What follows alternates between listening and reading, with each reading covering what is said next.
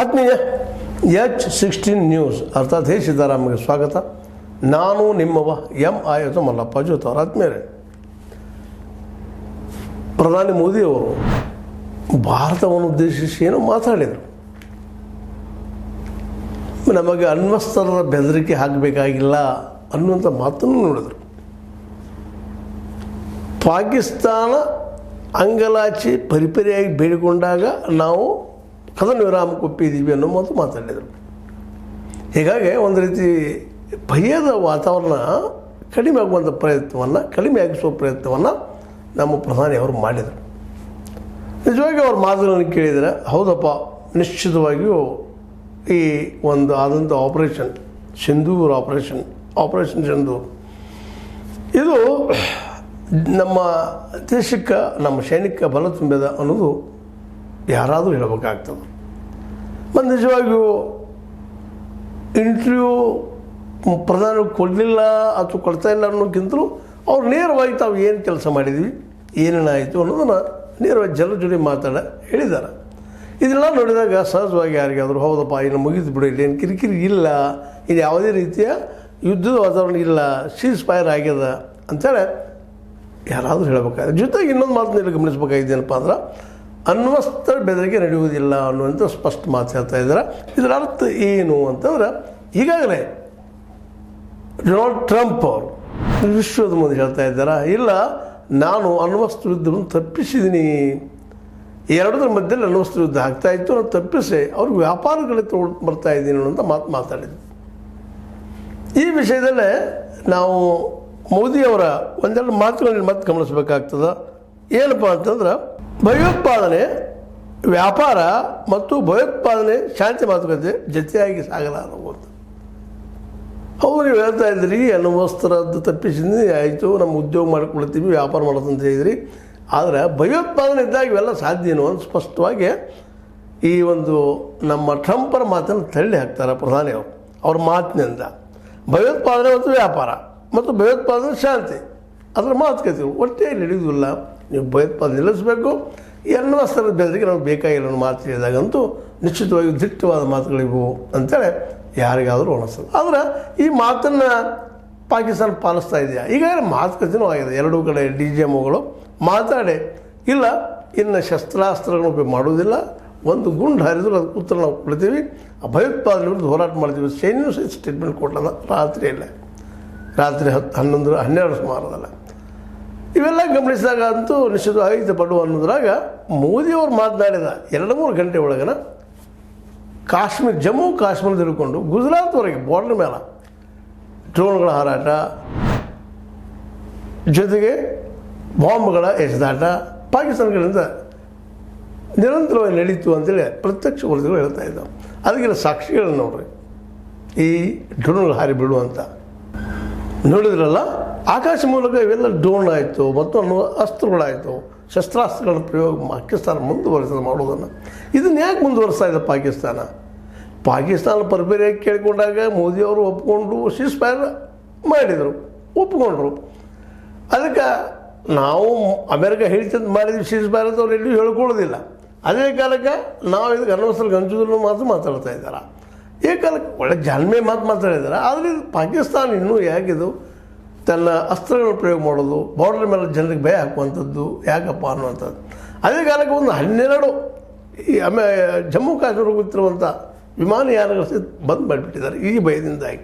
ಆದರೆ ಇನ್ನೂ ಯುದ್ಧ ನಿಂತಿಲ್ಲ ಅಂತ ಮುಂದುವರೆದು ಅಂತೇಳಿ.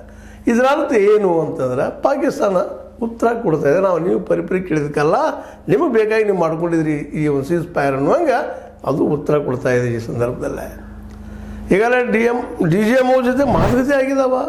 ಯಾರು ಒಬ್ಬರ ಮೇಲೆ ದಾಳಿ ಮಾಡೋದ್ರಲ್ಲಿ ಒಪ್ಕೊಂಡು ಮಾಡೋದು ಯಾಕೆ ಏನೇನು ಸೂಚಿಸ್ತದೆ ಇದು ಅಂತಂದ್ರೆ, ಸಹಜವಾಗಿನ ಮೋದಿಯವರು ಸುಳ್ಳು ಹೇಳ್ತಾ ಇದ್ದಾರೆ, ಪಾಕಿಸ್ತಾನ ಸುಳ್ಳು ಹೇಳ್ತಾ ಇದೆಯಾ ಅಂತ. ಇಲ್ಲ, ಒಂದು ಬಾಂಬ್ ಹೋದ್ರೆ ನಾವು ಯುದ್ಧಕ್ಕೆ ಸಣ್ಣದಾಗಿದ್ದೀವಿ, ಸೈನ್ಯನೂ ಹೇಳ್ತದೆ ನಾವು ರೆಡಿ ಇದ್ದೀವಪ್ಪ, ಒಂದು ಭಯೋತ್ಪಾದಕ ಘಟನೆ ನಡೀತದಕ್ಕೆ ನಾವು ಅಟ್ಯಾಕ್ ಮಾಡ್ತೀವಿ ಅಂತೇಳಿ. ಮತ್ತು ರಾತ್ರಿ ನಡೆದದ್ದು ಏನದು, ಆಕಾಶದಲ್ಲೇ ಈ ಒಂದೆಲ್ಲ ಕ್ಷಿಪಣಿಗಳಾಗಿರ್ಬೋದು, ಡ್ರೋನ್ಗಳಾಗಿರ್ಬೋದು ಪ್ರಯೋಗ ಭಾರತದಿಂದ ಆದಮೇಲೆ ಆಗಿದ್ದಾವೆ. ಇದಕ್ಕೇನು ಉತ್ತರ ಕೊಡ್ತದೆ ಪಾಕಿಸ್ತಾನ ಆಗಲಿ ಭಾರತವಾಗಲಿ ಅಥವಾ ನಮ್ಮ ಮೋದಿಯವರಾಗಲಿ ಅನ್ನುವಂಥದ್ದು. ಇದು ಹೊಸ ಡೆವಲಪ್ಮೆಂಟ್ಗಳು. ಅಂದರೆ ಪಾಕಿಸ್ತಾನ ತನ್ನ ನಿಲುವಿನಲ್ಲಿ ಬದಲಾವಣೆ ಇಲ್ಲ, ನಾವು ಭಯೋತ್ಪಾದನೆ ಮುಂದುವರಿಸ್ಕೊಂಡು ಹೋಗ್ತೀವಿ ಅನ್ನುವಂಥ ಮೆಸೇಜ್ ಕೊಡ್ತಾ ಇದ್ದೇನೆ ಇದು. ಹಾಗಾದರೆ ಈ ಕದನ ವಿರಾಮ ಯಾಕೆ ಅನ್ನೋ ದೊಡ್ಡ ಮತ್ತೊಂದು ಪ್ರಶ್ನೆ ಹೇಳ್ತಾ ಇದೆ. ಸ್ವತಃ ಮೋದಿಜಿಯವರು ಹೇಳಿದ್ರ ಮೇಲೆ ಇದು ನಿಲ್ಲಬೇಕಾಗಿತ್ತಲ್ಲ, ಪರಿಪರಿಯಾಗಿ ಪಾಕಿಸ್ತಾನ ಕೇಳ್ಕೊಂಡ ಮೇಲೆ ಅವರೇ ಶಾಂತಿ ಬಯಸಿದ್ರು ಅಂದಮೇಲೆ ಇದು ನಿಲ್ಲಬೇಕಾಗಿತ್ತು, ಮತ್ತೆ ಯಾಕೆ ಮುಂದುವರಿತು ಅನ್ನೋದಕ್ಕೆ ಉತ್ತರ ಹುಡುಕಬೇಕಾಗಿದೆ. ಜೊತೆಗೆ ಪಾಕಿಸ್ತಾನಕ್ಕೆ ಉತ್ತರಿಸಲು ಬೇಕಾಗಿದೆ, ಏಕದಕ್ಕೆ ಎರಡೂ ಕೆಲಸಗಳಾಗಬೇಕಾಗಿದೆ. ಅನೇಕ ವಿಷಯಗಳಲ್ಲೇ ನಮ್ಮ ಮೋದಿಜಿಯವರು ತಮ್ಮ ಮಾತುಗಳು ಹೇಳಿದ್ದಾರೆ. 100ಕ್ಕೂ ಹೆಚ್ಚು ಭಯೋತ್ಪಾದಕರನ್ನು ನಾವು ಹೊಡೆದು ಉಳಿಸಿದ್ದೀವಿ, 35-40 ಸೈನಿಕರನ್ನು ಹೊಡೆದು ಉಳಿಸಿದ್ದೀವಿ ಅಂಥೇಳಿ ತಮ್ಮ ಒಂದು ಸಾಧನೆಯನ್ನು ಹೇಳ್ಕೊಂಡಿದ್ದಾರೆ. ಆದರೆ ಇವೆಲ್ಲನೂ ನೋಡಿದಾಗ ಪಾಕಿಸ್ತಾನ ಮೌನ ಆಗಬೇಕಾಗಿತ್ತು, ಈ ಶಾಂತಿ ಒಪ್ಪಂದ ಮುಂದುವರಿಸಬೇಕಾಗಿತ್ತು. ಆದರೆ ಈ ನಡುವೆ ಈಗ ನಿಮ್ಗೆ ಹೇಳಿದಂಗೆ ಜಮ್ಮು ಕಾಶ್ಮೀರದ ಹಿಡ್ಕೊಂಡು ಗುಜರಾತ್ವರೆಗಿನ ಬಾರ್ಡರ್ ಮೇಲೆ ಈ ಕ್ಷಿಪಣಿಗಳ ದಾಳಿ ಅಥವಾ ಈ ಒಂದು ಡ್ರೋಣದ ದಾಳಿ ಯಾಕೆ ಮುಂದುವರೆದ ಅನ್ನೋದಕ್ಕೆ ಈಗ ಉತ್ತರ ನಾವು ಕೇಳಬೇಕಾಗ್ಯದ.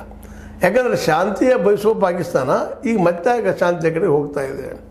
ಯುದ್ಧ ನಮ್ಗೆ ಬೇಡ ಅನ್ನುವಂಥ ಪಾಕಿಸ್ತಾನ ಈ ಯುದ್ಧದ ಕಡೆ ಯಾಕೆ ಹೋಗ್ತಾ ಇದೆ? ಭಯೋತ್ಪಾದನೆಗೆ ಒಂದೇ ಗುಂಡು ಹಾರಿದ್ರೆ ನಾವು ಭಯೋತ್ಪಾದಕರನ್ನ ನಾವು ಮಟಾಶ್ ಮಾಡ್ತೀವಿ, ಕಿತ್ತಾಕ್ತೀವಿ ಅನ್ನುವಂಥ ಸೇನೆ ಈಗ ಏನು ಮಾಡ್ಲಿಕ್ಕತ್ತದ? ಎಲ್ಲ ಪ್ರಶ್ನೆಗಳಿಗೆ ಉತ್ತರ ಹುಡುಕಬೇಕಾಗಿದೆ. ಒಂದು ಕಡೆ ಮೋದಿಯವರು ಆಯ್ತು ಮುಗಿದಪ್ಪ ಸೀಸ್ ಫೈರ್ ಆಗಿದೆ ಅಂತ ಹೇಳ್ತಾ ಇದ್ದಾರೆ, ಇನ್ನೊಂದು ಕಡೆ ಪಾಕಿಸ್ತಾನ ಇನ್ನೂ ಮುಗಿದಿಲ್ಲ ಅನ್ನುವಂಥ ಮಾತನ್ನು ಹೇಳ್ತಾ ಇದೆ. ಈ ದಾಳಿಯನ್ನು ನಮ್ಮ ಸೇನೆಯು ಸಹಿತ ಅಲ್ಲೇ ಚಿಟ್ಬಿಟ್ಟು ಒಂದಿಷ್ಟು ಆಗಿದವ್ರು ಯಾವೇನು ದೊಡ್ಡ ಅಲ್ಲ ಅನ್ನುವಂಥ ಒಂದು ನಿರ್ಲಕ್ಷ್ಯದ ಮಾತಾಡೋದು ಸಹಿತ ಇವತ್ತು ವಿಚಾರ ಮಾಡುವಂಥ ವಿಷಯ ಆಗಿದೆ.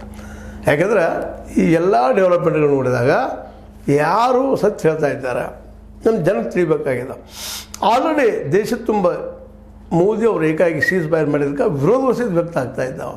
ಹೀಗಾಗಿ ಮೋದಿಯವರು ಸ್ಟೇಟ್ಮೆಂಟ್ ಕೊಟ್ಟರು, ನಾನಾಗಿ ನಿಲ್ಲಿಸಿಲ್ಲ ಅಂತ ಹೇಳಿದರು, ಬಟ್ ಇನ್ನೂ ನಿಂತಿಲ್ಲಲ್ಲಪ್ಪ, ಇದು ಬಾಂಬ್ ಹಾಕುವಂಥದ್ದು ಮತ್ತೇನು ಮಾಡುವಂಥದ್ದು ಭಾರತ ಮೇಲೆ ಯಾಕೆ ನಿಲ್ತಿಲ್ಲ ಅನ್ನೋದಕ್ಕೆ ಈಗ ಉತ್ತರ ಹುಡುಕೋದಷ್ಟಲ್ಲ, ಅದಕ್ಕೆ ಉತ್ತರ ಕೊಡಲು ಬೇಕಾಗಿದೆ. ಸೇರಿ ಹೇಳಿದ್ರೆ ಈಗಾಗಲೇ ಒಂದೇ ಒಂದು ಭಯೋತ್ಪಾದಕ ಕೃತ್ಯ ನಡೀತಪ್ಪ, ಒಂದು ಬಾಂಬ್ ಇದ್ರೂ ನಾವು ಉತ್ತರ ಕೊಡ್ತೀವಿ ಅಂತೇಳಿ ಅದನ್ನು ಮುಂದೆ ವರ್ಷವಂಥ ಸಾಧ್ಯತೆಗಳೆಲ್ಲ ಇದ್ದಾವೆ.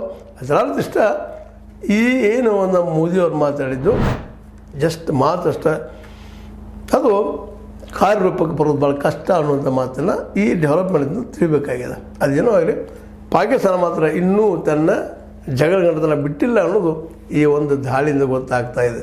ಹೀಗಾಗಿ ಮೋದಿಯವರು ಮಾಡಿದ ಭಾಷಣ ಅಣ್ವಸ್ತ್ರದ ಬೆದರಿಕೆ ನಡೆಯೋದಿಲ್ಲ, ನಾವು ಎದಕ್ಕೂ ಬಗ್ಗುವುದಿಲ್ಲ ಅನ್ನೋಂಥ ಮಾತುಗಳು, ನಾವು ಹೆಚ್ಚು ಮಾತ್ರ ಒಳಗೆ ಬಂದು ಹೊಡೆದು ಹೋಗಿಬಿಡ್ತೀವಿ ಅನ್ನೋ ಮಾತುಗಳು ವ್ಯರ್ಥಾಲಾಪ ಆಗ್ತಾ ಇದ್ದಾವೆ ಮೋದಿಯವ್ರದ್ದು.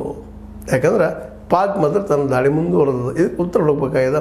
ಇದಕ್ಕೆ ಅಮೆರಿಕ ಉತ್ತರ ಕೊಡ್ತದನ ಅಥವಾ ಭಾರತ ಉತ್ತರ ಹುಡುಕಿದನ ಅನ್ನೋಂಥ ಮಾತುಗಳಿಗೆ ಕೇಳಿ ಬರ್ತಾ ಇದ್ದಾವೆ. ಉತ್ತರ ಹೀಗಿರೋದು ಒಂದು ಗುಂಡು ಹಾಕಿದ್ರೆ ನಾವು ಉತ್ತರ ಕೊಡ್ತೀವಿ ಅಂತೇಳಿ ಏನು ಉತ್ತರ ಕೊಡಬೇಕಾಗಿದ್ದು ಭಾರತ ಅಂತ ಹೇಳ್ತಾ ನಮ್ಮ ಪ್ರಧಾನಿಯವರು ಉತ್ತರ ಕೊಡುವಂಥದ್ದು. ಅದಕ್ಕೆ ಇನ್ನೊಂದು ಮಾತು ಹೇಳ್ತಾ ಇದ್ದಾರೆ ಮೋದಿಯವರು, ನಾವು ಇನ್ನು ಮುಂದೆ ಪಾಕಿಸ್ತಾನದೊಂದಿಗೆ ಮಾತುಕತೆ ನಡೆಸೋದಾದರೆ ಅದು ಭಯೋತ್ಪಾದನೆ ಮತ್ತು ಪಾಕ್ ಆಕ್ರಮಿತ ಕಾಶ್ಮೀರದ ಬಗ್ಗೆ ಮಾತ್ರ ಅನ್ನುವ ಮಾತಾಡಿದ್ದಾರೆ. ಇವೆರಡೂ ಮಾತಾಡೋಕ್ಕೆ ಸಾಧ್ಯದನ? ಒಂದು ಭಯೋತ್ಪಾದನೆ ನಿಲ್ಲಿಸುವಂಥದ್ದು, ಎರಡನೇದು ಆಕ್ರಮಿತ ಕಾಶ್ಮೀರ ಬಿಟ್ಟುಕೊಡುವಂಥದ್ದು. ಇದರ ಬಗ್ಗೆ ಅಷ್ಟೇ ಮಾತಾಡ್ತೀವಿ ಅಂತ ಹೇಳ್ತಾ ಇದ್ದಾರೆ.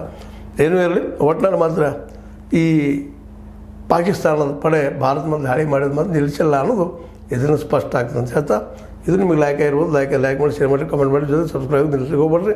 S60 ನ್ಯೂಸ್ ಅರ್ಥಾತ್ ಹೇ ಸಿದ್ದರಾಮಯ್ಯ ಸತ್ಯದ ಕೈಯಲ್ಲಿ ವಂದನೆಗಳು.